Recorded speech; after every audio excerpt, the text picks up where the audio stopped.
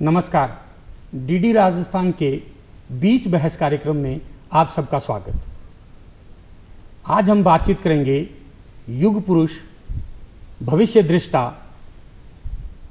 Doctor बाबा साहब भीमराव अंबेडकर के बारे में।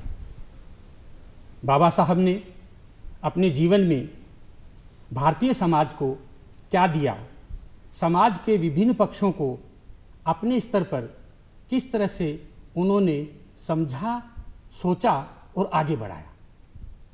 इस विषय पर बातचीत करने के लिए आज हमारे विशेषज्ञों का पैनल है, जिसमें मैं परिचय कराऊं सबसे पहले डॉक्टर कृष्ण कुमार रत्तू साहब का। रत्तू साहब को आप सब जानते हैं, भारतीय दूरदर्शन के आप बहुत बड़े कार्यक्रम निर्माता रहे हैं, साथ ही दूरदर्शन केंद्र चंडीगढ़ और देहरादून के आप पूर्व निदेशक रहे हैं। आप शिरोमणि साहित्यकार हैं और मीडिया विशेषज्ञ हैं। रत्तू साहब, आपका बेहद स्वागत।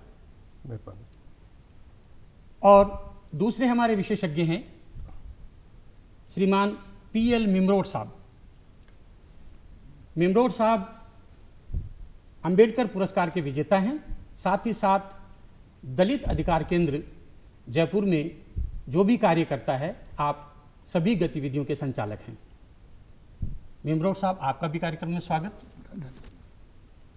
अगले हमारे आज के विशेषज्ञ हैं डॉक्टर बालचंद्र वर्मा जी। वर्मा साहब शिक्षा जगत से जुड़े हैं और अंबेडकर पुरस्कार विजेता हैं। और आज के हमारे कार्यक्रम में शिरकत कर रहे हैं श्रीमान बीएल बैरवा साहब। बैरवा साहब all India SC/ST railway employees association के राष्ट्रीय अध्यक्ष हैं और आज हमारे इस कार्यक्रम में हमारी इस बातचीत को एक नया आयाम देंगे। आपका भी बेहद स्वागत। धन्यवाद। बातचीत को आगे बढ़ाने के लिए सबसे पहले मैं श्रीमान पीएल मिमरोड साहब आपसे निवेदन करना चाहूँगा कि बाबा साहब ने वैसे तो बहुत सारे आयामों को छुआ है, समाज को एक नई दृष्टि दी है, इसीलिए उनको भविष्य दृष्टा या युग दृष्टा कहते हैं। लेकिन विधि, कानून या संविधान के क्षेत्र में जो उनका योगदान है, उसको लेकर पूरी दुनिया उनको विशेष दर्जा प्रदान करती है, उनको विशेष दृष्टि से विशेष योग्यता के साथ सम्मान करती है, नमन करती है। ऐसी स्थिति में आप हमारे दर्शकों को क्या बताना चाहेंगे? सबसे पहले तो मैं इस 125वीं जयंती के अवसर पर बाबा साहब को नमन करता हूं और नमन करते हुए बहुत ज़्यादा उसमें भूमिका में न जाते हुए सीधा जो प्रश्न किया है बाबा साहब का, क्या योगदान रहा है हमारा संविधान बनाने में और हमारे देश के अंदर एक कानून का शासन देने में, रूल ऑफ लॉ। तो उसके लिए जब वैसे तो बाबा साहब ने बहुत ज़िंदगी भर संघर्ष किया, वो ज़मीन से जुड़े हुए थे, वो भेदभाव के शिकार रहे, इसलिए उनके मन में बहुत पीड़ा थी और इसके साथ ही साथ उन्होंने सभी क्षेत्रों में काम किया। जैसा आपने बताया, धार्मिक क्षेत्र में भी उन्होंने दिशा दी है, राजनीतिक क्षेत्र में भी दिशा दी है, आर्थिक क्षेत्र में भी दिशा दी है, लेकिन सबसे ज़्यादा उनको एक विधिवेता के रूप में जाना जाता है, क्योंकि उन्होंने हमारा संविधान बनाया। और संविधान बनाने से पहले भी आपने देखा होगा कि उन्होंने संघर्ष किया सामाजिक न्याय के लिए, दलितों को, वंचितों को, पिछड़े लोगों को तो किस तरह से उनको गरिमा मिले। इसके लिए उन्होंने जब 1932 में जब राउंड टेबल कॉन्फ्रेंस के बाद समझौता हुआ था कि किस तरह दलितों का उत्थान हो, तो उन्हीं के प्रयासों से जो पहली बार 1935 में गवर्नमेंट ऑफ इंडिया एक्ट बना, उसी में प्रावधान रखा था दलितों के लिए, बैकवर्डों के लिए, शेड्यूल कास्टों के लिए, माइनॉरिटीज़ के लिए, एंग्लो इंडियंस के लिए। मैं 1935 के उसकी बात कर रहा हूँ जी। तभी से शुरू हुआ, आते आते 1947 में हमारा देश आज़ाद हो गया। 47 में देश आज़ाद होने के बाद संविधान नहीं था। उस वक्त आज़ादी के वक्त 500-550 से ज़्यादा हमारे देश के अंदर देसी रियासतें थी, नवाब थे, जागीरदार थे और सबका अपना अपना एक कानून था, अपने अपनी फौजें थी, अपने कई सिक्के थे, सारे के सारे थे। तो उस ऐसी स्थिति में बाबा साहब जब संविधान सभा बनी तो संविधान बनाने का जो उत्तरदायित्व बाबा साहब पे दिया गया, इसीलिए दिया गया कि वो विदेशों में रहे और बहुत से देशों की जो है शासन प्रणाली का उन्होंने अध्ययन किया था। इसीलिए नेहरू जी ने और गांधी जी ने उन्हीं के ऊपर डाला। और बाबा साहब का जो संविधान है, आज मैं समझता हूँ कि वो सारी दुनिया में एक सोशल जस्टिस के एक मॉडल के रूप में देखा जाता है। आप अगर प्रियम्बल को पढ़ें, हमारे संविधान के प्रियम्बल को आप पढ़ें, तो उन्होंने सामाजिक न्याय, आर्थिक न्याय, बंधुता और गरिमा का उन्होंने रखा, सारे का सारा निचोड़ रखा, जो कि मैं समझता हूँ कि उन्होंने हमारे भगवान बुद्ध के जो है उससे प्रभावित होकर के ये सब किया था। मिमरोड साहब, आपने बहुत ही जोरदार बात कही कि हमारा जो भारत का संविधान है वो एक सोशल जस्टिस का बहुत बड़ा एक उदाहरण पूरी दुनिया के सामने है और एक कहना चाहिए कि नोबल डॉक्यूमेंट है। ऐसी स्थिति में डॉक्टर कृष्ण कुमार रत्तू साहब, आपसे मैं ये जानना चाहूँगा कि ये जो कानून के क्षेत्र में, विधि के क्षेत्र में, संविधान के क्षेत्र में बाबा साहब ने जो भी क्रांति की, उस क्रांति का अगर अपन आधार ढूंढना चाहें तो कहीं ना कहीं समाज आ जाता है। समाज में जो कुछ हो रहा था उन्होंने संविधान के तौर पे एक सुधारात्मक प्रयास प्रस्तुत किया। तो समाज के स्तर पे बाबा साहब की क्या सोच थी, क्या उन्होंने सोचा होगा या क्या भविष्य देखा होगा, ये आप हमारे दर्शकों को बताएं। ओम प्रकाश जी, ये बात जब आप बाबा साहब की करते हो तो मुझे याद आता है कि 1891 में उनका जन्म होता है। आज से लगभग 125 साल पहले, 120 वर्ष पहले जी। उस वक्त समाज की हालत और आज के समाज की हालत में एक शताब्दी का अंतर है। ये जो शताब्दी का अंतर है और आदमी की और समाज की एक अंतर यात्रा का जो द्वंद है, ये द्वंद अब यथार्थ में बदल गया, इतिहास बदल गया। अब इस इतिहास के साथ साथ चलते हुए जब आप डॉक्टर अम्बेडकर जी के दर्शन की, उनकी जैसे आपने आज जिस चर्चा में हम सब लोग मधु हैं, विषय वक्ता के तौर पे जब आप उनका नाम लेते हो तो मुझे लगता है कि सामाजिक पहलू के तौर पे जो वो सोशल रिफॉर्मर के तौर पे हमारे सामने आते हैं, वो अर्थशास्त्री थे, शायद बहुत से लोगों को नहीं पता। वो पॉलिटिकल साइंटिस्ट के तौर पे सामने आए और ऐसे साइंटिस्ट के तौर पे सामने आते हैं कि जो कोलंबिया विश्वविद्यालय से भी आते हैं और लंदन स्कूल ऑफ इकोनॉमिक्स के उस वक्त में आते हैं। अब ये LLD और DSc से आगे का जो फासला है वो पूना पैकेट तक जब आता है तो समाज की जो धारणाएं हैं, जो उनके विजन का जो एक विजनरी होने का एक, जिसको आप सोशल चेंज में आप देखते हो उनका चेहरा, वो बदलता हुआ नज़र आता है। वो एक ऐसे प्रतीक हैं भारतीय इतिहास के और ऐसे युग पुरुष हैं जो यहाँ की दमित और जिसको आप पीड़ित कहते हो, जिसको आप एक ऐसे समाज के आखिरी सिरे का जो आदमी है, जहाँ आज की भाषा में मैं आपको कहना चाहूँ तो हाशिए के बाहर जो आदमी है, वो जो समाज का अंतिम व्यक्ति है, उसके प्रतीक के रूप में। पर हमारी दिक्कत ये है कि इतने वर्षों के बाद डॉक्टर अम्बेडकर जो भारतीय संविधान के जिनको निर्माता के तौर पे याद किया जाता है, आज उनकी रेलेवेंसी, आज उनका दर्शन, मुझे लगता है कि पिछली शताब्दी के उन दिनों में जब वो कार्यरत थे, जब वो इन रिफॉर्म को लेके समाज में एक नई अलख जगा रहे थे, एक नई ज्योति जगा रहे थे, मुझे लगता है कि आज उनकी रेलेवेंसी कहीं और भी ज़्यादा है। क्योंकि बाबा साहब ने क्योंकि बदलती हुई शताब्दी में बदलते हुए जो पद चिन्ह है, बदलती हुई दुनिया है, उनमें इस तरह के सामाजिक परिवर्तन के जो महापुरुषों का योगदान, मुझे लगता है कि आज उसको एक बार दोबारा पढ़ने की आवश्यकता है। बहुत बहुत सही बात कही रत्तू साहब आपने। बाबा साहब ने अपने स्तर पर कहा, शिक्षित बनो, संगठित रहो और संघर्ष करो। और ये संघर्ष जो है ना, ये किसी तरह के विवाद के लिए नहीं था, ये संघर्ष था अपने अधिकारों के लिए। आदमी की अपनी जो मानवीय यात्रा है उसको सुखद बनाने के लिए, मेरा ये ऐसा मानना है। और इसमें जो बड़ी बात उन्होंने खुद करके दिखाई वो थी शिक्षा। उन्होंने पहले खुद को शिक्षित बनाया। और आज हमारे कार्यक्रम में डॉक्टर बालचंद्र वर्मा जी हैं।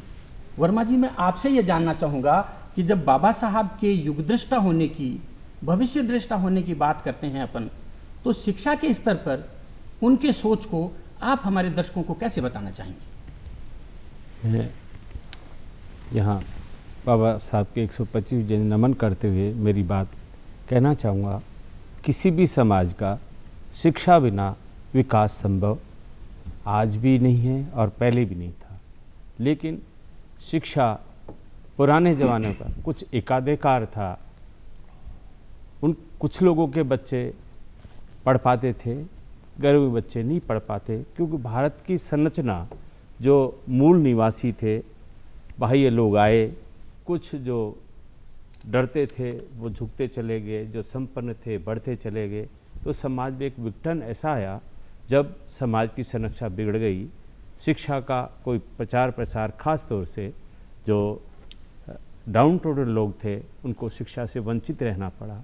उसके कारण ये एक उदाहरण हमें रोशनी मिली। बाबा साहब इतने संघर्षों के बाद अपनी पढ़ाई शुरू की। उन्होंने, जो बहुत से लोग सब जानते हैं, आप भी जानते हैं, बाबा साहब ने किस तरह अपना जीवन यापन करा, किस तरह वो कॉलेज गए, किस तरह उनको निकाल दिया गया, किस तरह विदेश गए, फीस के कारण वापस आ गए, फिर वो किस संघर्ष से उन्होंने उस समय भी, मैं कहूँगा भारतवर्ष की सबसे ज़्यादा डिग्री बाबा साहब के पास थी। और उन सबसे ही आज युग दृष्टा के रूप में मानते हैं, हम सब प्रेरणा लेते हैं। मेरे खुद घर की मुझे कहना है, पर उदाहरण दूँ, मेरी बेटी कोलंबिया गई, जब बाबा साहब की, उनकी जो वहाँ के कॉलेज विश्वविद्यालय में जो पांडाल बना हुआ है, शायद मेरे ख्याल राजस्थान विश्वविद्यालय से बड़ा होगा, उनका सम्मान इतना कि उसको पढ़ा। उस दिन कहा, पापा मैं पीएचडी करूँगी तो यहाँ से करूँगी। बाबा साहब जब जैसे पीएचडी कराए तो पापा आप तो कॉलेज चलाते हो, मुझे ज़रूर करनी है। इतने संघर्ष के बाबा साहब की इंप्रेशन युग दृष्टा के रूप में मैं कहूँगा, उनको जिन्होंने पढ़ा, जिनको उन्होंने जाना, उसने ज़रूर तरक्की की। आज हमारे समाज में जो भी कोई व्यक्ति है, एससी का कोई व्यक्ति है, एसटी का कोई व्यक्ति, और जो उनको समझने वाला जो व्यक्ति है, वो ज़रूर पढ़ा है, ज़रूर तरक्की की है। तो मैं कहूँगा बाबा साहब ने जो हमें दिया, उनके कारण हम सब, हमारा समाज आज तरक्की पे है। सब पढ़े लिखे हैं, आज डॉक्टर हैं, प्रोफेसर हैं, वीसी हैं, ड्यू टू बाबा भीमराव अम्बेडकर साहब। आप देखेंगे उनकी बहुत सारी चीज़, मैं आज टॉपिक कम है उनके बारे में बात करें तो हमें 2-4-6 दिन चाहिए, एक सेशन अलग अलग चाहिए। लेकिन मैं कहूँगा शिक्षा के बारे में, बाबा साहब नहीं होते तो हम शिक्षित नहीं होते। बाबा साहब ने डिग्री ली, उस कारण आज हमारे बच्चे डिग्री ले रहे हैं। बाबा साहब ने जो संविधान का जो प्रावधान किया, गरीब बच्चों को कुछ स्कॉलरशिप मिलनी चाहिए, कुछ ऐसी सहायता मिलनी चाहिए, जैसे उनके टाइम पे राजाओं ने मदद करी, बड़ौदा महाराज ने मदद करी, जिस कारण हो गए, तो वो आज हमारे बच्चों को मिली। जो भी बैठे तो आज बच्चे पढ़ रहे हैं, आज पीएचडी कर रहे हैं। भारतीय समाज में आपके कहे अनुसार मैं ये मानता हूँ कि बाबा साहब भीमराव अंबेडकर ने शिक्षा के, सामाजिक शिक्षा के, या यूं कहिए कि सभी बच्चों की शिक्षा की नींव रखी। और उस नींव को रखने के बाद समाज में जो एक गति आगे बढ़ी आज़ादी के बाद, वो थी कि एक तरफ समाज, दूसरी तरफ सरकार, और सरकार और समाज दोनों ने मिलकर इस सामाजिक समरसता की गाड़ी को आगे बढ़ाया। बीएल बैरवा साहब जी, आप एक यूनियन के अध्यक्ष हैं, राष्ट्रीय यूनियन के अध्यक्ष हैं, तो सरकारी स्तर पर जो कुछ भी बाबा साहब की नीतियों को आप देखते हैं, समझते हैं और समझाना चाहते हैं, हमारे दर्शकों को बताइए। देखिए, बाबा साहब डॉक्टर भीमराव अंबेडकर का, जैसा कि बताया गया है कि 1891 में जन्म हुआ था, और उनके जन्म के टाइम जो हमारा देश है उसमें बड़ी विषमताएं थी। आर्थिक रूप से, सामाजिक रूप से हम लोग विषमताओं के शिकार थे। छुआछूत, ऊंच नीच, भेदभाव, ये सब व्याप्त थे। और बाबा साहब को खुद को शिक्षा अध्ययन करके और प्रगति करने में काफ़ी कठिनाइयाँ हो रही थी, तो उन्होंने देश विदेश में शिक्षा ग्रहण करके और यहाँ की समस्याओं को समझा और समझने के बाद जो भारतीय संविधान में प्रावधान करके हमारे लिए एक अधिकार दिलवाए कि किस तरह से भारत के अंदर जो गरीब पिछड़े लोग हैं, जिनको सदियों से न्याय नहीं मिला है, बराबरी का हक नहीं मिला है, समानता का हक नहीं मिला है, उन लोगों को ये हक मिलना चाहिए। और इसको हमारे जो देश के जो निर्माता थे, जो आज़ादी के टाइम सरकार चला रहे थे, उन्होंने भी इस बात को समझा और भारतीय संविधान में इसके प्रावधान करने के लिए उन्होंने सहयोग किया। लेकिन जब ये प्रावधान हो गए और जब इसके क्रियान्वयन की बात आई, तो जैसे जैसे अनुसूचित जाति जनजाति वर्ग के लोग हैं, जो कमज़ोर लोग हैं, पिछड़े हैं, उनको अपने अधिकार मिलने लगे, तो थोड़ा सा हमारे देश के अंदर इसको स्वीकार करने में दिक्कत पैदा हुई। समय समय पर हमने देखा कि आज यदि आरक्षण नहीं होता, जिसका कि बाबा साहब डॉक्टर भीमराव अंबेडकर ने संविधान में प्रावधान किया था, यदि आरक्षण नहीं होता तो हम लोग सरकारी सेवाओं में नहीं होते और देश के निर्माण में हमारी भागीदारी नहीं होती।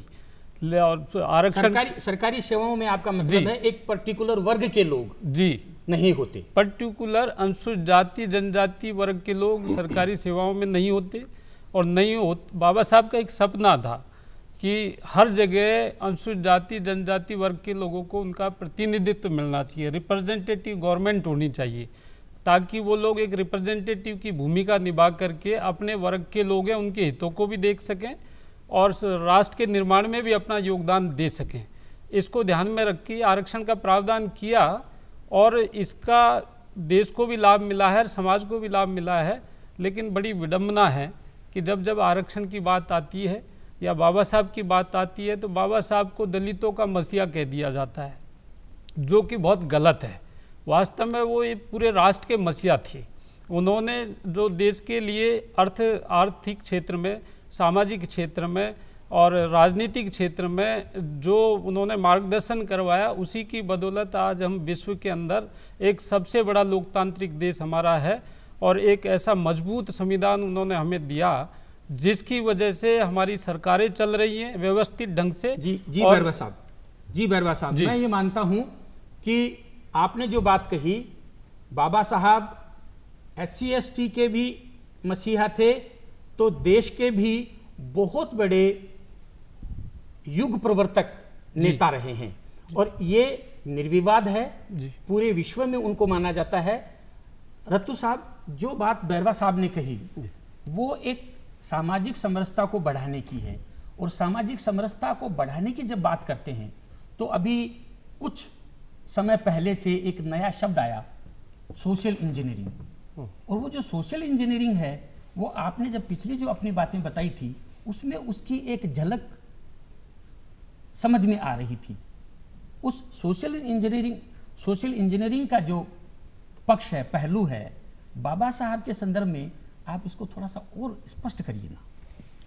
देखिए, जब आप ये जो सोशल इंजीनियरिंग की बात करते हैं, जहाँ समाज के नए नवनिर्माण की बात करते हैं, तो मुझे लगता है कि हमें पिछले दौर में जो लगभग 21वीं शताब्दी, जब ये शताब्दी जो बदलाव की शताब्दी है, जो ज्ञान की शताब्दी है, जो सच कहो तो साइंस एंड टेक्नोलॉजी की तकनीक की शताब्दी है, और यदि मैं और आगे कहूँ तो संचार की शताब्दी है। इन सब में जो बाबा साहब का दर्शन है, जो उनका दर्शन का जो एक आधार है, वो इस तरह से आम लोगों तक पहुंचा है कि मुझे लगता है कि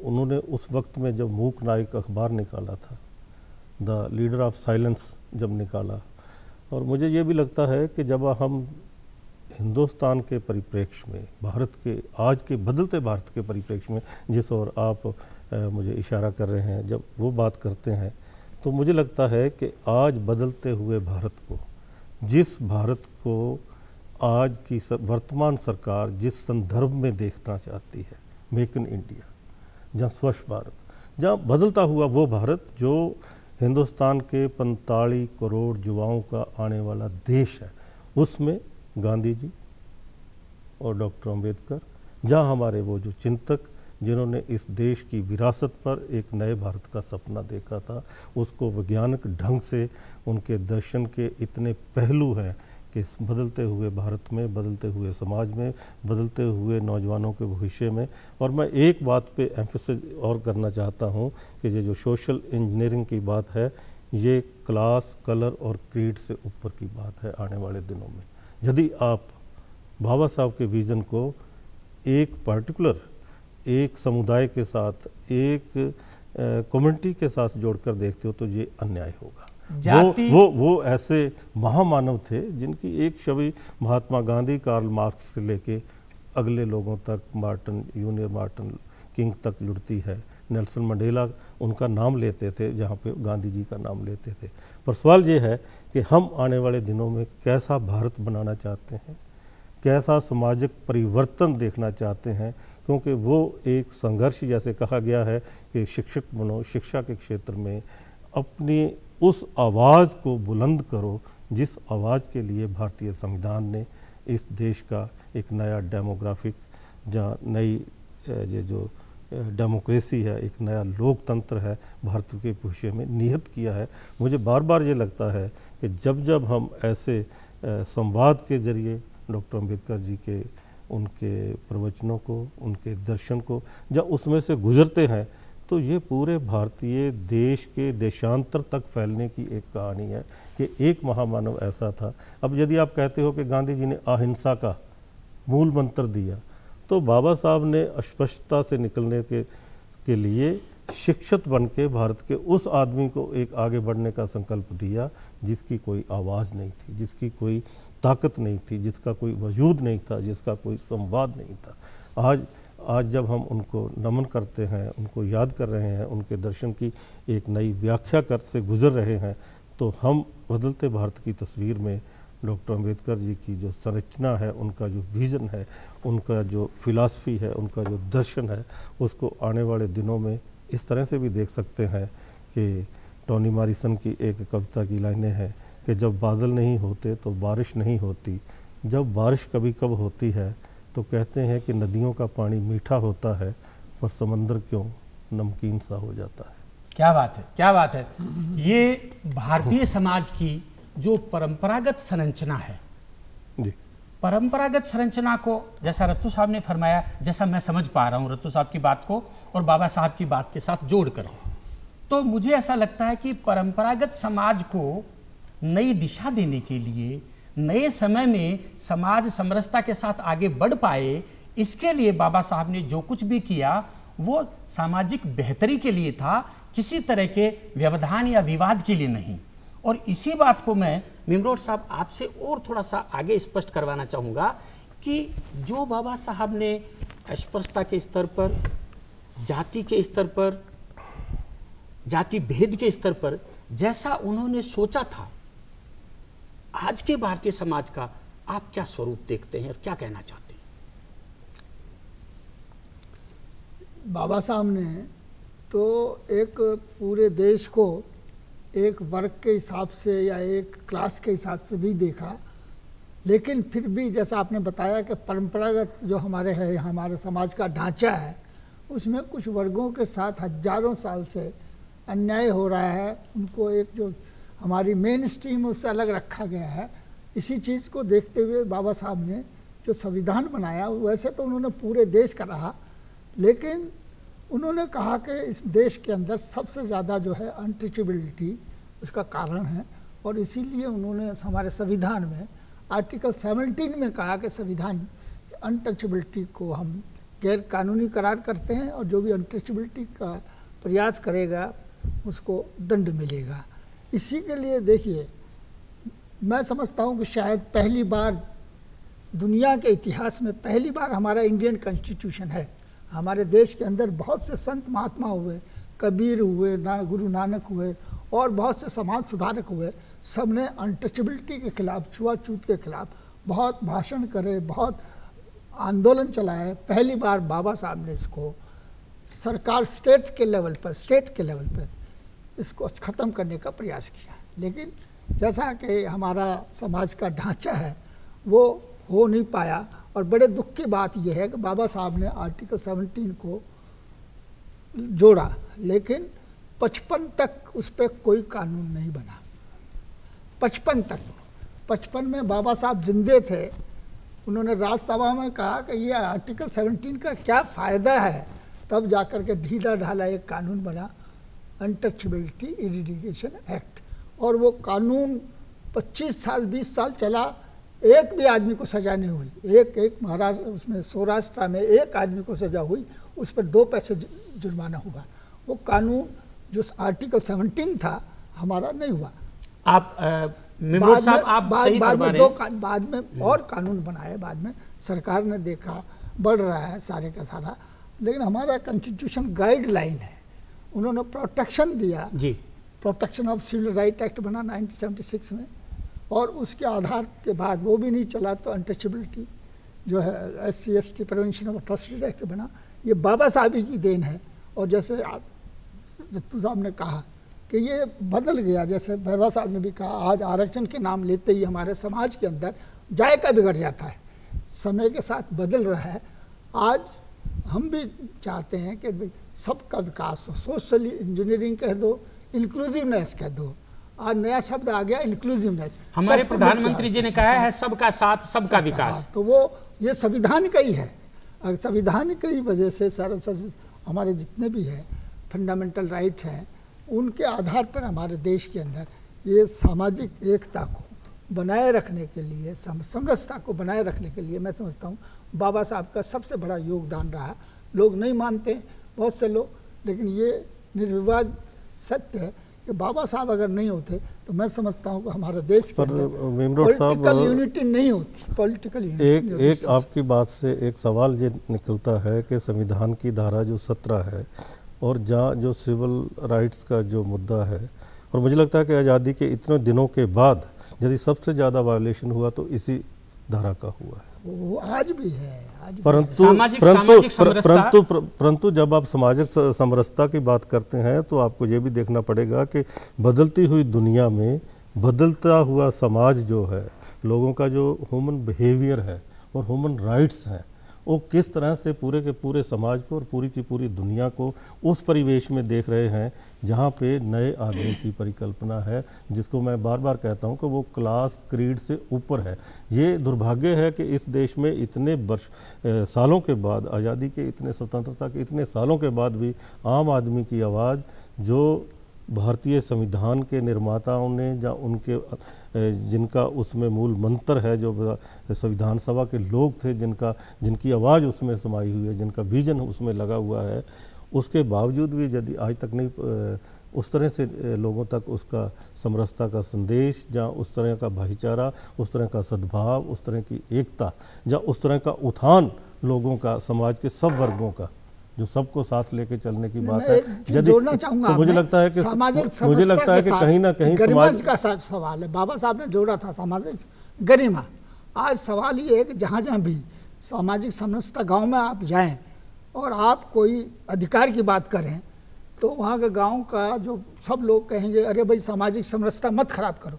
बाबा साहब ने कहा नहीं, गरीबी भी वो गरिमा का भी सवाल है, सम्मान का भी सवाल है।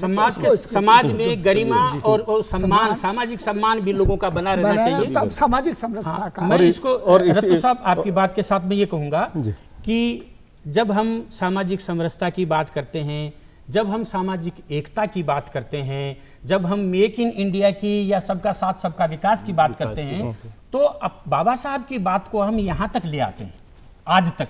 और जब आज तक लेके आते हैं तो समाज की एक बहुत बड़ी व्यवस्था है, समाज की एक बहुत बड़ी जरूरत है, वो है उसका अर्थतंत्र। तो समाज के अर्थतंत्र को बाबा साहब ने कैसे सोचा समझा, क्या देखा, उनकी राय में आप अर्थतंत्र को, अर्थव्यवस्था को सुधारने के लिए क्या देख पाते हैं, क्या सोच पाते हैं डॉक्टर बालचंद्र वर्मा साहब? जी, आपने बहुत अच्छा प्रश्न किया कि जब शिक्षा का प्रभाव देश में हुआ, बच्चे पढ़ने लगे, अब प्रश्न हुआ आर्थिक विकास का। बाबा साहब ने 1823 में प्रणव रूपी की एक किताब लिखी, उसमें स्पष्ट किया कि धन का जमावड़ा एक जगह नहीं होना चाहिए, एक वर्ग में नहीं होना चाहिए। देश में रिजर्व बैंक की स्थापना हुई, पैसा जो भी, चाहे रेवेन्यू हो, चाहे कोई टैक्सेज हो रिजर्व बैंक में इकट्ठा हुआ, उसका राष्ट्रीय का इंदिरा गांधी जी के टाइम पे भी हुआ, पहले भी विचार हुआ और बड़े बड़े नेताओं ने, राम मनोहर लोहिया की बात आती है, ये सामाजिक समरसता, एक उस समाज के विकास की बात आती है। तो बाबा साहब ने कहा इन गरीब तबकों को भी, समाज के सभी तबकों को भी पैसा मिलना चाहिए, वो रिजर्व बैंक ने, इससे आर्थिक विकास देश का हुआ, देश का बहुत बड़ा विकास हुआ। तो मैं कहूँगा आर्थिक दृष्टि में बाबा साहब ने और भी किताब लिखी है, जब तक इनका आर्थिक विकास नहीं होगा ये शिक्षा से भी वंचित रहेंगे और अधिकारों से भी वंचित रहेंगे, अपनी रक्षा ये नहीं कर पाएंगे। तो ये बहुत बड़ा जो आपने जिक्र किया बाबा युग दृष्टा और 100 वर्ष और आज के बीच की बात है, तो ये बैंकिंग की व्यथा हुई, इससे आर्थिक। और रही दूसरी बात, BL वर्मा साहब, आप इस वाली अर्थव्यवस्था वाली बात को किस दृष्टि से, किस नज़र से प्रस्तुत करना चाहेंगे? देखिए, बाबा साहब डॉक्टर भीमराव अंबेडकर हैं, उन्होंने शुरुआत से ये मान लिया था कि यदि हमारे यहाँ कुछ लोगों को खाने को दाने नहीं होंगे, पढ़ने को पैसा नहीं होगा और कपड़े पहनने को पैसा नहीं होगा, तो और कुछ लोगों के पास बहुत धन होगा, उद्योग धंधे होंगे, व्यापार होगा और वो अच्छे कॉलेज स्कूलों में पढ़ेंगे, तो ये जो असमानता है इससे हमारा राष्ट्र विकास नहीं कर पाएगा। इसीलिए बाबा साहब आर्थिक समानता चाहते थे और वो आर्थिक समानता को लाने का उनके पास जो सबसे पहला उपाय था वो यही था कि हर क्षेत्र में जो गरीब दबे कुचले लोग हैं उनको आगे लाया जाए। और उनको आगे लाने के लिए जैसे सरकारी सेवाओं का सवाल पैदा हुआ तो उसमें उन्होंने आरक्षण लागू किया, और ये जो आरक्षण लागू किया इसके बाद में लोगों की व्यवस्था में जो नौकरी मांगे उनकी व्यवस्था में सुधार हुआ। हालांकि ये भी सही है, ये भी एक चर्चा का बिंदु है कि आज भी बहुत सारे लोग ऐसे हैं जिनको अपने हक और अधिकार नहीं मिले हैं, जिनकी स्थिति में आज भी सुधार नहीं हुआ है। जो लोग नीचे थे वो काफ़ी नीचे हैं, लेकिन कुछ लोगों को आगे बढ़ने का मौका मिला है, ये सही है। इसी तरह व्यापार नहीं कर पाते थे पहले, लेकिन बाबा साहब डॉक्टर भीमराव अंबेडकर ने भारतीय संविधान में इस तरह के प्रावधान करके और उनको एक मौका दिया। मेरा यहाँ एक और कहना है कि बाबा साहब डॉक्टर भीमराव अंबेडकर ने ये कहा था कि कानून कितना ही अच्छा आप बना दें, लेकिन यदि उसको क्रियान्वित करने वाले लोग अच्छे नहीं हो या उनका मन शुद्ध नहीं हो तो वो निरर्थक साबित हो जाता है। यहाँ यही बात पैदा हो रही है। आज आए दिन आप टीवी पर देखते हैं, चर्चा का बिंदु आता है कि क्या वजह है कि 1950 में भारतीय संविधान के लागू होने के बाद आज भी हमारे जो यहाँ के SC/ST के लोग हैं, जो दलित लोग हैं, उनकी स्थिति में सुधार नहीं आया। क्या वजह है कि आज भी सरकारी सेवाओं में बैकलॉग चल रहा है? क्या वजह है कि आज भी एट्रोसिटी हो रही है, गांव में देहात में हर जगह हो रही है? एट्रोसिटी का रूप बदल गया है। पहले अनटचेबिलिटी होती थी कि हाथ नहीं लगाया जाता था, लेकिन अब वो हाथ लगा दिया जाता है और खाना भी खा लिया जाता है। अब अनटचेबिलिटी ऐसी हो गई है, जैसे मैं सरकारी सेवाओं को आपको उदाहरण दूं कि एक अधिकारी अपने अनुसूचित जाति जनजाति के अधिकारी या कर्मचारी के साथ में उसकी ACR खराब करके, उसको पदोन्नति से वंचित करके या उसके ड्यू राइट नहीं दे करके उसके साथ ये बैरवा साहब किसी विशेष मामले में ऐसा हो सकता है, लेकिन इसको हम एक सामाजिक आदत थोड़ी मान सकते हैं, इसको हम सामाजिक आदत नहीं मान सकते। और मैं ये मानता हूं कि देखिए, बाबा साहब ने जो कुछ भी सोचा, बाबा साहब के साथ केवल बाबा साहब अकेले तो नहीं थे जी, बाबा साहब के साथ भी बहुत सारे लोग थे और सब लोगों ने मिलकर बाबा साहब की बात को माना और बाबा साहब की बात को आगे बढ़ाया। तो आज अगर बाबा साहब की परंपरा को बढ़ाने वाले लोगों का समुदाय बहुत बड़ा हो गया है जी, तो ये तो जिम्मेदारी बढ़ गई है।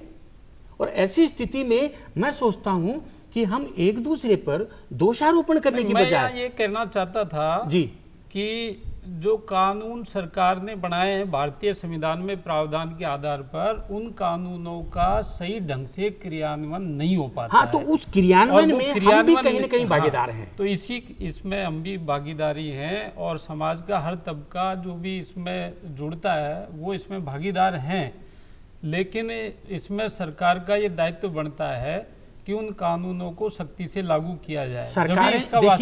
सरकारें अपने स्तर पर अपने काम को बहुत अच्छे तरीके से करने की कोशिश करती हैं। और आप तो जानते हैं कि अलग अलग योजनाओं के माध्यम से SC ST के लोगों को, दलित वर्ग के लोगों को खूब सारे अधिकार दिए जा रहे हैं, खूब सारे काम दिए जा रहे हैं, खूब सारे अवसर दिए जा रहे हैं। और रत्तू साहब ने एक बहुत अच्छी बात की थी, मेक इन इंडिया की बात की थी, साइंस एंड टेक्नोलॉजी की बात की थी।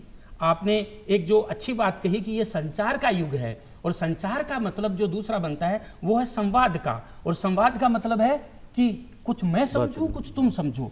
हम जब आपस में एक दूसरे को समझेंगे तब बात बढ़ेगी। तो रत्तू साहब, मैं आपकी उसी बात को आगे बढ़ाने के लिए आपसे रिक्वेस्ट करूंगा। मैं ओम प्रकाश जी, आपने सच कहा।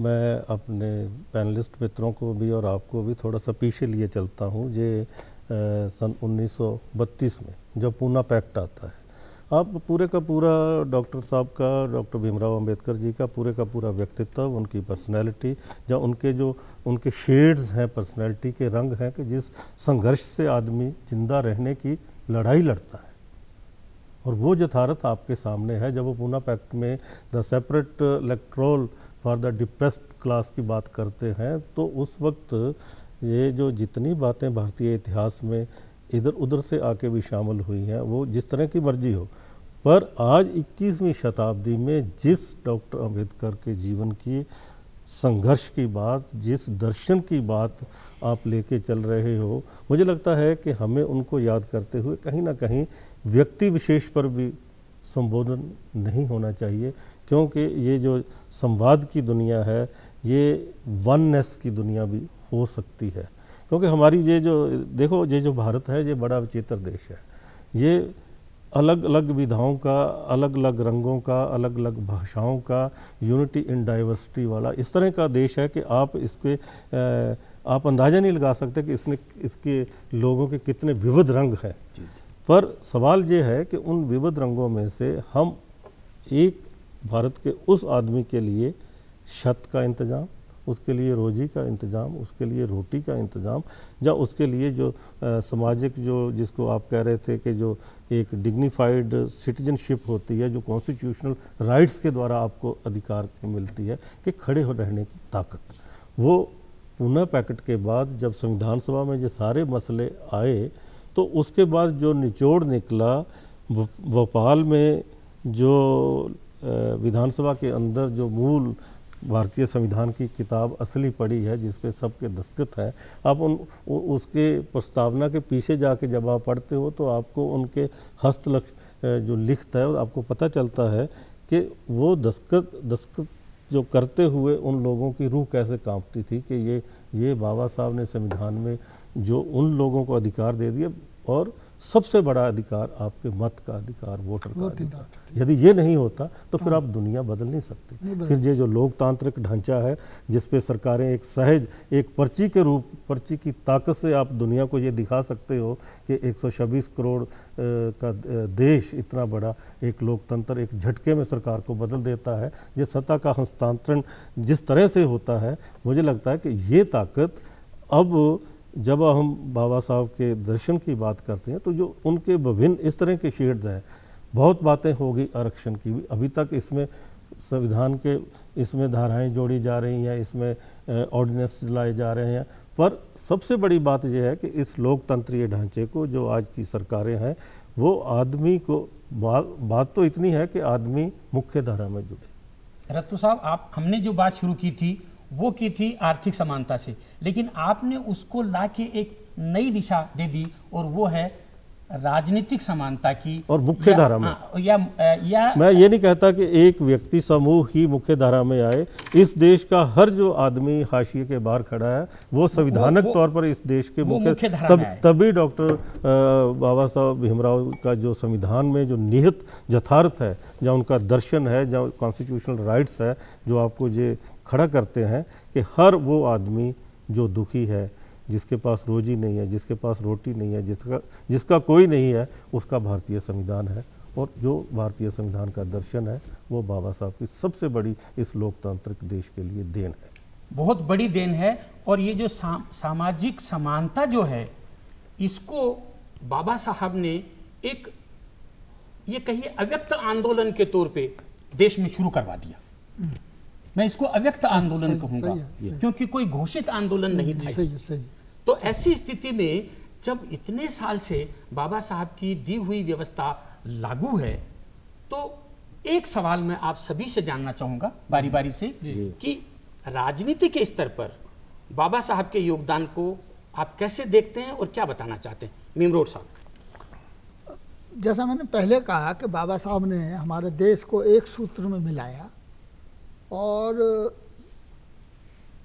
एक सूत्र में मिलाने के साथ ऐसी व्यवस्था दी संविधान के माध्यम से कि देश आज इतने साल के बाद भी हमारे देश के अंदर एकता है। सबसे बड़ा बात उन्होंने सबसे कहा कि दुनिया में शायद पहला हमारा भारत ही ऐसा है कि दबे कुचले लोग, गरीब लोग हैं, उनको वोटिंग राइट दिया। दुनिया के और किसी देश में नहीं है, कहीं पर इनकम टैक्स है, कहीं लैंड का है, कहीं कहाँ का है। और उसी ताकत से आज जो है बाबा साहब ने जो ताकत गरीबों को दी, वोटिंग राइट दिया, उससे सरकारें बदलती हैं, दबाव पड़ता है नेताओं पर।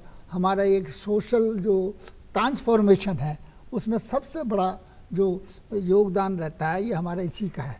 ये जो पॉलिटिकल जो एक राइट दिया है, हमें पॉलिटिकल राइट दिया है, मैं समझता हूँ कि ये पॉलिटिकल राइट सबसे बड़ा हमारे लिए हथियार है, सबसे बड़ा हमारे लिए हथियार है। लेकिन ये जो पॉलिटिकल राइट तो है, लेकिन हमारा पॉलिटिकल पार्टिसिपेशन नहीं है। पॉलिटिकल जो हमारे रिप्रेजेंटेटिव्स हैं, बाबा साहब ने भी कहा था कि भाई हमारे नुमाइंदे जाएंगे, इन गरीब लोगों के लिए बात करेंगे, लेकिन वो जो गरीब नुमाइंदे हैं वो चुने हुए जाते हैं लोकसभा या विधानसभाओं में, वो पार्टियों की बात ज़्यादा करते हैं, गरीबों की बात नहीं करते। लेकिन फिर भी ये जो हमारा हथियार है उससे इन सबको सबक सिखाया जाता। ठीक है, बिल्कुल बिल्कुल। राजनीतिक समानता जब बाबा साहब अंबेडकर ने अपने स्तर पर पूरे देश को उपलब्ध करा दी, तो अब तो ये देश के वासिंदों की, देश के नागरिकों की जिम्मेदारी है कि वो उसको किस तरह से लागू करवाते हैं। ये जो राजनीतिक समानता है, ये जो राजनीतिक प्रतिनिधित्व है, या यूँ कहिए कि मताधिकार के बाद जो चुनकर विधायिका का, कार्यपालिका का अंग बनने की जो प्रक्रिया है, इसको आप वर्मा साहब कैसे देखते हैं, क्या बताना चाहते हैं? देखिए, पार्लियामेंट बनने के बाद जो रिजर्वेशन हैं उस मेंबरान आते हैं और वो बात कहने की पूरी स्वतंत्रता होती है, लेकिन पार्टी की कुछ मैं समझूंगा बंदिशें हैं जो पूरी नहीं हो पाती। ख़ास तौर से डाउन ट्रोडन आदमी इतने ही होते हैं, 2/3 मेजोरिटी उनकी नहीं होती है। वो रिक्वेस्ट ही कर सकते हैं, अपने प्रयास करते हैं। कई आज एक SC के हैं, अभी जिक्र हो रहा था डॉक्टर अर्जुन मेघवाल जी का, उन्होंने वो बैच सांसद चुने गए अपनी बात कहने के लिए, लेकिन अकेला चना भाड़ नहीं छोड़ सकता। ये बहुत अच्छी बात कही आपने कि सबको एक साथ ही रहना है, कोई किसी को छोड़ के जाएगा तो अच्छा नहीं लगेगा। जी जी, बहुत अच्छी बात कही आपने। बैरवा साहब जी, इसी विषय पर, इसी पॉइंट पर मैं आपकी राय जानना चाहूँगा। देखिए, जो बाबा साहब का सपना था वो तो बेसिकली यही था कि अनुसूचित जाति जनजाति के लोग भी पार्लियामेंट में, विधानसभा में जाए, अपने समाज का प्रतिनिधित्व करें और अपनी बात को वहाँ रखें। लेकिन वास्तविकता ये है कि ये सपना मतलब पूरा नहीं हुआ, और इसलिए नहीं हुआ जो कि हमारे साथी लोग बता रहे हैं कि वो पार्टी से बंधे हुए होते हैं और वो अपनी बात को पार्टी से हट कर के रख नहीं पाते हैं। उन पर व्हिप लागू होता है और यदि उसका उल्लंघन करेंगे तो पार्टी से वो निकाल दिए जाएंगे। तो ये एक कमी है, और इसीलिए बाबा साहब ने सेपरेट इलेक्टोरेट की मांग की थी। उन्होंने जो अलग से मताधिकार की बात की थी वो इसीलिए की थी कि इनके अलग नुमाइंदे हों, जो इनके लोग ही उनको चुने और वो इनकी बात को पार्लियामेंट में, विधानसभा में अच्छे ढंग से रख पाएँ। लेकिन वो हो नहीं पाया। अब इसमें कुछ व्यवस्था में सुधार करने की ज़रूरत है।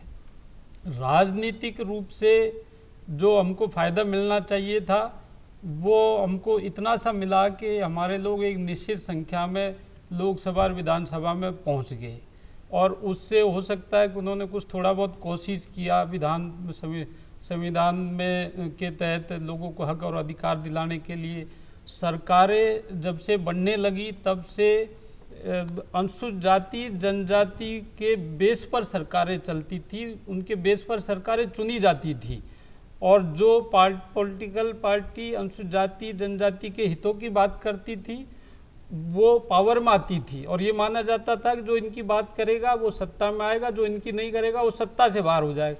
लेकिन तेज गति से सिनेरियो इतना बदला है कि आज ये हो गया है कि जो अनुसूचित जाति जनजाति की बात करेगा तो कहीं ऐसा नहीं हो कि सामान्य वर्ग, एक सेकंड सर, कि सामान्य वर्ग का वोट बैंक कहीं हमारे हाथ से खिसक जाए। और यही कारण है कि जो पिछली सरकार थी उसमें मुलायम सिंह यादव, मुझे लगता है कि हम सरकार की बात छोड़ें, जब किसी का नाम मत लें। आज हम जिस महामानव या जिस योग दृष्टा की बात करने के लिए, वो है उस महापुरुष की फिलॉसफी, उसका दर्शन, जिस पे हम बैठकर खड़े होकर आज भारतीय समाज के नए समाज की परिकल्पना का चेहरा देखते हैं। सवाल ये है कि मैं आप सब दोस्तों को कुछ समय और पीछे ले चलता हूँ। एक बार डॉक्टर अंबेडकर जी से एक अंग्रेज जर्नलिस्ट ने पूछा कि भारतीय आज़ादी की लड़ाई में आपका योगदान क्या है। उनका क्या जवाब था वो मैं आपको बताना चाहता हूँ। उन्होंने कहा कि आज़ादी की लड़ाई मेरे लिए, मेरे उस समाज के लिए सबसे ज़्यादा है कि जिस समाज में अभी भी भूख है। पहले जब पेट में भूख है तो आज़ादी तब तक नहीं आ सकती। मैं इसको आज के प्रसंग में 21वीं सदी में यही उनका जो कथन है उसको दोबारा जोड़ता हूँ कि आज 126 करोड़ लोगों का भारत है, जो दमित भारत है, जो हाशिए के बाहर पड़ा हुआ नई उजास के लिए आप, ये हम लोगों का एक ऐसा ध्येय होना चाहिए सरकार के माध्यम से, संचार के माध्यम से, बदलती दुनिया, तकनीक और विज्ञान के माध्यम से, कि हमें आज इस दर्शन में एक नया भविष्य और नया समाज किस तरह से खड़ा करना है। सवाल आरक्षण का, सवाल पार्लियामेंट में, और सबसे बड़ा जो खतरा आज बाबा साहब के दर्शन को है वो आप सब मानोगे कि polarisation in the name of caste and creed. जब आप वोटों का गणित देखते हो तो जो वो एक इस लोकतंत्र को सबसे बड़ा खतरा है, कि वो इसलिए है कि हम अपने महापुरुषों को, अपने इस तरह की जो महापुरुष हैं जिन्होंने देश के, संविधान के और इसी समाज को एक नया करने के लिए एक नया योगदान दिया, उनको एक हाशिए पे लाकर देखते हैं, एक नाम से देखते हैं। वो तो महामानव है, वो भारत के नहीं, भारत की सीमाओं के बाद भी उनका नाम इस लोकतंत्र के प्रहरी के तौर पर हमेशा जिंदा रहेगा। और आज जब हम उनको नमन कर रहे हैं, याद कर रहे हैं, तो हमारा सबका 126 करोड़ लोगों के देशवासियों को यही संदेश देना चाहिए कि समरसता के नाम पे आइए, इस महापुरुष के उस दर्शन को साथ लेके चलिए जिसमें जीने के लिए सिर उठाकर आवाज़ बुलंद करने की ताकत का एक ऐसा संदेश है। तो फिर क्यों नहीं जय भारत और नए भारत की तकदीर और तदबीर में डॉक्टर साहब की एक नई भूमिका, एक वैज्ञानिक ढंग से इसको लिखना चाहिए, जी हाँ, देखना चाहिए। जी हाँ, तो मैं इस बात से सहमत हूँ डॉक्टर रत्तू साहब। बाबा साहब अंबेडकर ने अपने समय में अपनी मेहनत से अपने आप को आगे बढ़ाया, लेकिन क्या कभी उन्होंने खुद के फायदे का सोचा?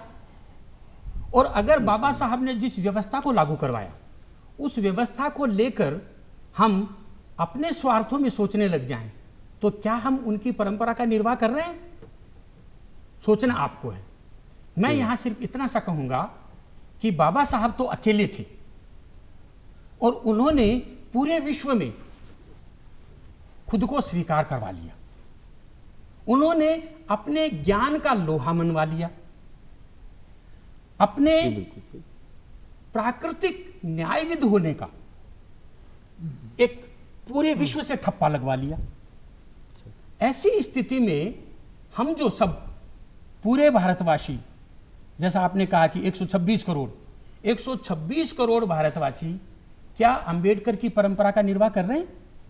और चूंकि आज हम इस चर्चा में शामिल हैं तो मैं रत्तू साहब बारी बारी से सभी से बाबा साहब की तरह से विचार की अपेक्षा करते हुए मैं चाहूंगा कि आप किस तरह का समाज और किस तरह का भारत देखना चाहते हैं। मिमरोड साहब आपसे शुरू करता हूं। बाबा साहब का मैं समझता हूं जो विचारधारा है बड़ी तेजी के साथ फैल रही है, बड़ी तेजी के साथ फैल रही है। बताते हैं इतिहासकार कि कार्ल मार्क्स की भी इतनी तेजी के साथ नहीं फैली जितनी गांधी जी की भी नहीं फैली, और जितने भी वाद हैं समाजवाद सब नहीं है जितनी तेजी के साथ बाबा साहब की। क्योंकि मुझे पूरे गांव में जाने का मौका मिलता है। गांव की झुग्गी में भी आज, गांव की झोंपड़ी में, ऊपर पूरी झोंपड़ी नहीं है, लेकिन बाबा साहब की मुझको तस्वीर मिलती है गांव में। और हर आदमी, गरीब से गरीब आदमी तक बाबा साहब की आज आवाज़ पहुंच गई है। और हम ये उम्मीद करते हैं कि आवाज़ पहुंची, ये आवाज़ बहुत जल्दी ज़रूर ही ये रंग लाएगी।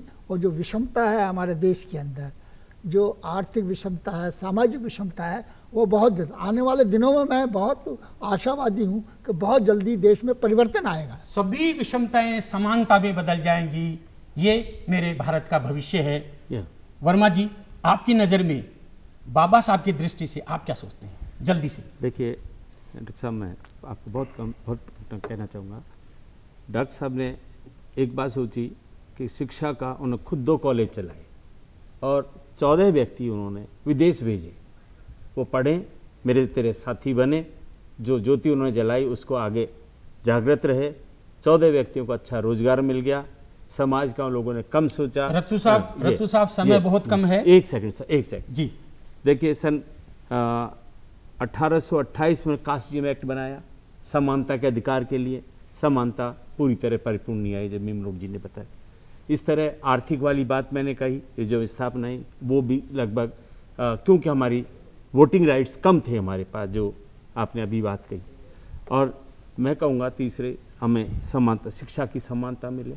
एक हमारा गरीब बच्चा गांव झोपड़ियों में पढ़ रहा है, एक सेंट जियोर में पढ़ रहा है, एक सेंट स्टीफन में पढ़ रहा है। हमारा कितना अंतर हुआ, हमारा नहीं पढ़ पाता, उधर ध्यान नहीं देता, समानता की ध्यान नहीं दी जाती, समानता में वो राइट नहीं। कई प्रॉब्लम्स हैं, वो प्रॉब्लम हर जगह नहीं है। वो सारी प्रॉब्लम्स जो हैं उनका समाधान हम खुद हैं। बाबा साहब से शिक्षा में यही, यदि हम समझते हैं, उनकी बातों को पूरा कर दें, तो हमारा जीवन का मिशन पूरा हो जाएगा। मिशन पूरा हो जाएगा। रत्तू साहब, बाबा साहब के मिशन के बारे में आप क्या कहना चाहेंगे? क्योंकि आप कह रहे हो कि समय खत्म हो रहा है और मैं इसको एक बड़े परिप्रेक्ष्य में देखता हूँ, और वो परिप्रेक्ष्य ये है कि बाबा साहब ने भारत को एक कॉन्स्टिट्यूशन, एक संविधान दिया। अब खड़े आपको रहना है, सांस आपको लेनी है, ये आपकी कुव्वत पे है कि आप उनके विजन को, उनके दर्शन को किस तरह से अपने सांसों में, अपने व्यक्तित्व में, अपने समाज में और नए भारत के सृजना में कैसा देखते हैं। जी हाँ, बाबा साहब ने तो एक व्यवस्था हमें दे दी, एक तरीका हमें बता दिया, एक रास्ता हमें दिखा दिया। अब इस पर चलना हम सब का फर्ज है। कैसे चलते हैं ये हमारी अपनी पसंद है। आप सब लोग इस कार्यक्रम में आए, आपने अपने अमूल्य विचार प्रस्तुत किए। आप सभी का बहुत बहुत धन्यवाद। नमस्कार।